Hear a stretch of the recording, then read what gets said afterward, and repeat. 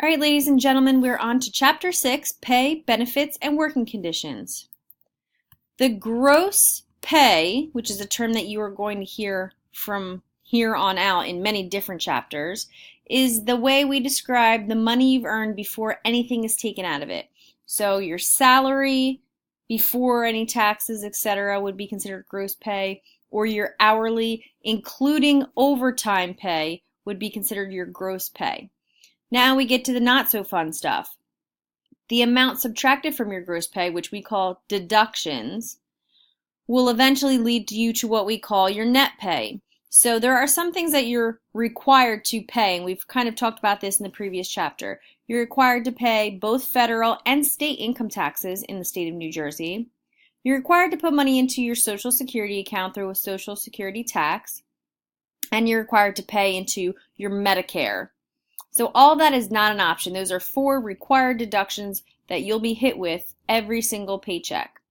Other deductions are optional, and we'll kind of discuss those in upcoming chapters. But after all the required and optional are removed, this little formula shows you the sad ending, which is your net pay, or what you call gross pay. So I would definitely encourage you, if you have a job right now, to take a good long look at your pay stub, or maybe even ask one of your guardians to share their pay stub with you, and you can discuss which of the deductions were required for them and which were optional.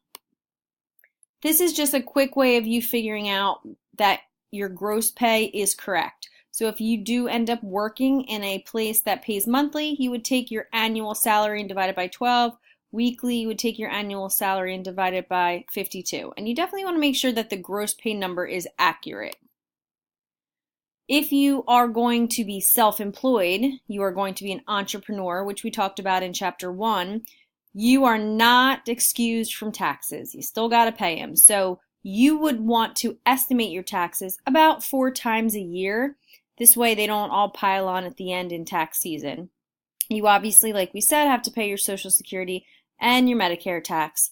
Those things would equal up to be about 15.3% of your gross income or your gross pay. So that would kind of be on you to do that calculation and to stay on top of it before tax season approached.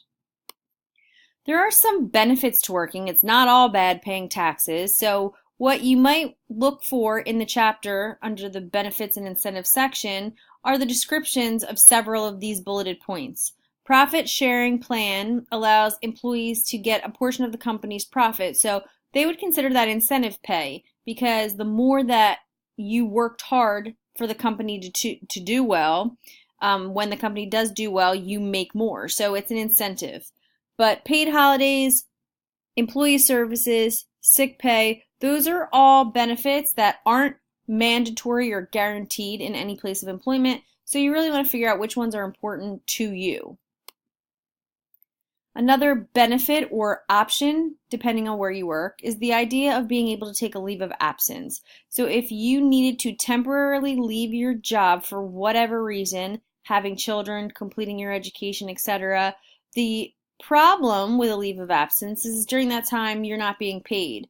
But the pro, or the good part about a company offering it, is that you have job security. So when you are done doing whatever it is you have chosen to do, that job is still there for you when you're ready. Insurance is another benefit of some companies. Not all of them provide insurance plans for their employees. A lot of the large companies do, but plans can be paid for entirely by the employer as part of your compensation, or a portion of it can be paid by your employer, depending on, again, where you work. And again, this is something that you want to think about. Is this important to you? And is this something that you would ask about during your interview? Would it make or break your decision to work for that company? Some bonuses that fall under the benefits and incentive category would be stock options. And this is giving the employee the right to buy certain shares of a stock. And we're going to talk about stocks in a later chapter, so you'll get more information on that.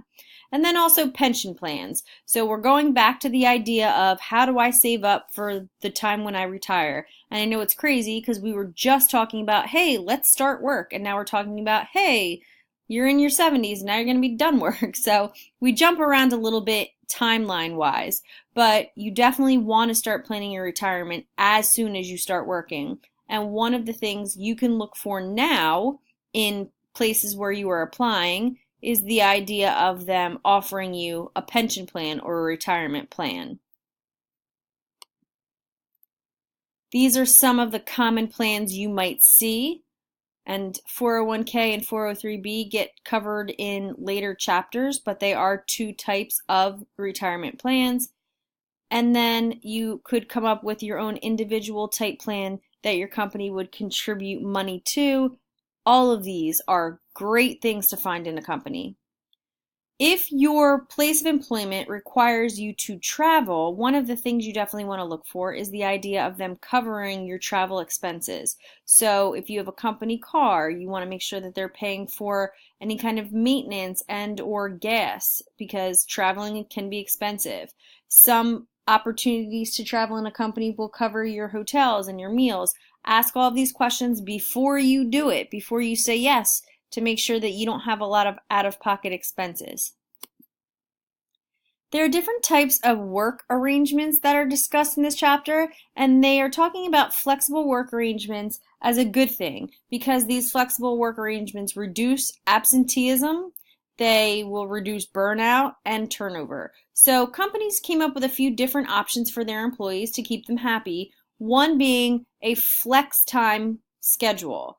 So this is a schedule where you choose your hours. So maybe you want to work and you just like to be out in the mornings, or maybe you're a night owl and you want late evening hours.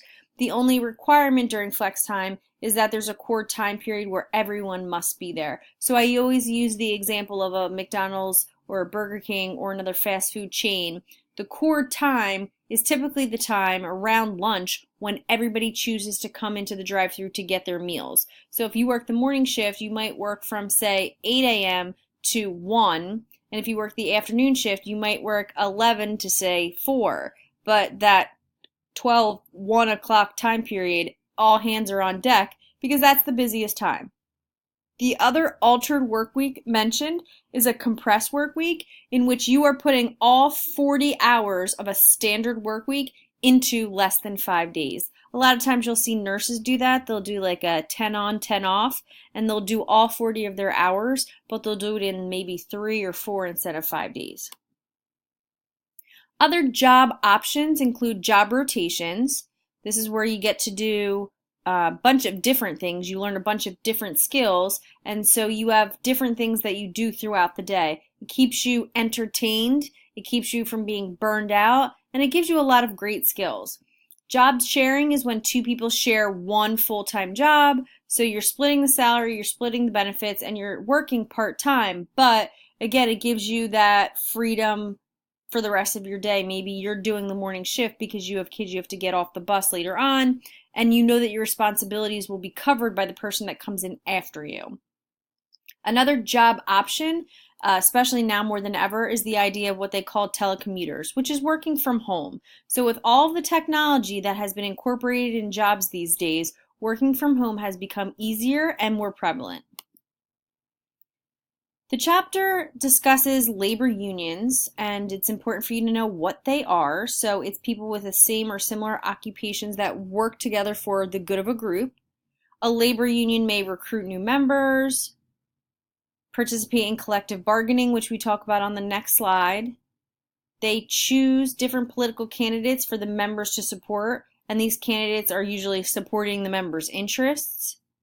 And they provide support services for their members. So if I'm speaking specifically about the teachers union, they do all of this each school year.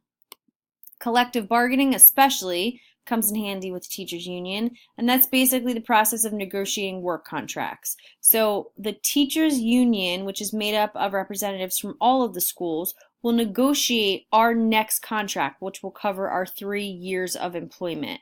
There's a select handful of people that speak for the entire group. So they will take feedback from the members to see what the members feel are important things to negotiate at the negotiation table, and then they work through the contract for us. They also take care of any grievances that an employee might have, and they make sure that they keep track of things like seniority. So the longer you're on the job, the more privileges and or promotions you should be eligible for. that is Chapter 6. As always, make sure that you physically read the entire chapter to make sure you're familiar with all of the information.